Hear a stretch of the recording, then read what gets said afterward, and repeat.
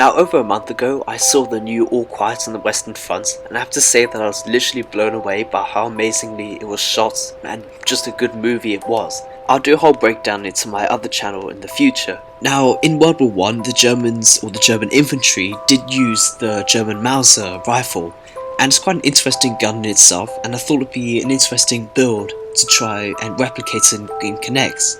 Now, there are a few limitations in terms of how it all sets up, and also I want this gun to actually fire, so it's not going to be completely accurate, but I've tried to keep it as close as I can to the original, so this video is going to be coming out quite soon. Normally I'd have my outro video here, but I've newly edited my new intro video, so I want to hear what you guys think of it.